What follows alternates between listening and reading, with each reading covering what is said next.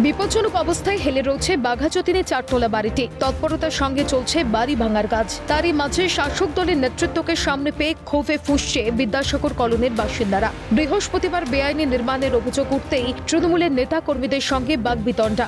সত্যি চাপা দিতেই বাইরে থেকে কাউন্সিলর অনুগামীরা চড়াও হয়। প্রতিবাদ করতেই বচসা বলেই দাবি করেন স্থানীয়রা। যারা প্রতিবেশী তারা বলছেন যে পুরোটাই এই বেআইনি কার্যক্রম চলেছে তৃণমূল নেতাদের আমলেই।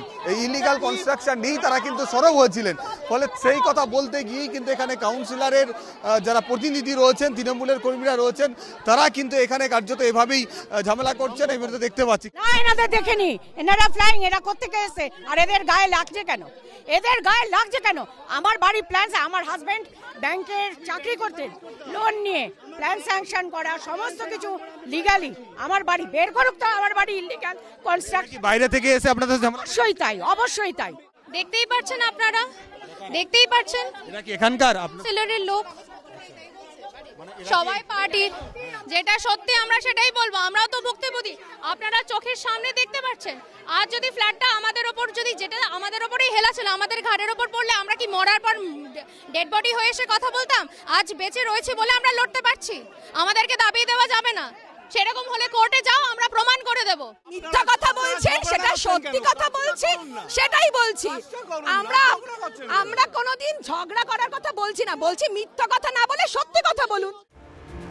ঘটনাস্থলে যান ৯৯ নম্বর ওয়ার্ডের কাউন্সিলর তথা মেয়র পরিষদ সদস্য মিতালি বন্দ্যোপাধ্যায়। তাকে ঘিরেও আতঙ্কিত স্থানীয়রা প্রতিবাদে সরব হয়। পাল্টা কাউন্সিলরের অভিযোগ, সিপিএম এর আমলেই জলাজমি ভরাট করে বেআইনি নির্মাণ হচ্ছে। দুর্ঘটনার পর একতরফা দায় চাপানো হচ্ছে তৃণমূলের ওপর। পরিস্থিতি নিয়ন্ত্রণে আনতে ঘটনাস্থলে পৌঁছন যাদবপুরের বিধায়ক দেবব্রত মজুমদারও।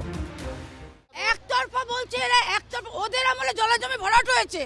জলাজমি 11 সালের পরে একটা জলাজমি ভরাট হয়নি। এখানে ওরা বলতে কারা আছে? ওরা বলতে সিপিএম। পাশের বাড়ির লোকজনের বাড়িটাই তো বেআইনি। তাহলে সে তখন এখন বাড়িটাতে আছে কি করে? ওটাও তো জলাজমির উপরে। তাহলে উনি প্রতিবাদ করেনি কেন? আমি কাউন্সিলর ছিলাম, 28 জুন থেকে ছিলাম। মার্চ মাস পর্যন্ত তো নির্মল দাস ছিল, পৌর বোর্ড ছিল কলকাতা কর্পোরেশনের সিপিএম এর বিকাশ রঞ্জন ভট্টাচার্য।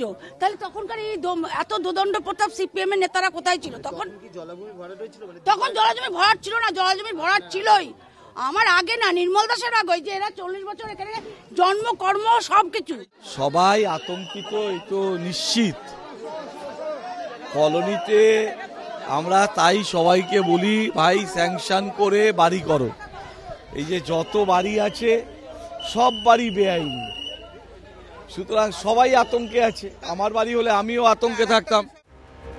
বেআইনি নির্মাণে বিপদের ফাঁদ। গার্ডেন রোচের কাণ্ডে স্মৃতি উস্কে দিয়েছে বাঘাযতীনে বিপত্তি। আর কোন পথে আটকানো যাবে বেআইনি নির্মাণ? 3 তলার অনুমতি থাকলে কিভাবে প্রশাসনের নাকের জগায় 4 তলা উঠল? কেন নজরদারি করা হবে না? আর কবে ব্যবস্থা নেবে প্রশাসন? তবে কি নিজেদের দায় ঢাকতেই স্থানীয়দের ওপর চড়াও? বিরোধীদের ঘাড়ে বন্দুক রেখেছে শাসক নেতৃত্ব।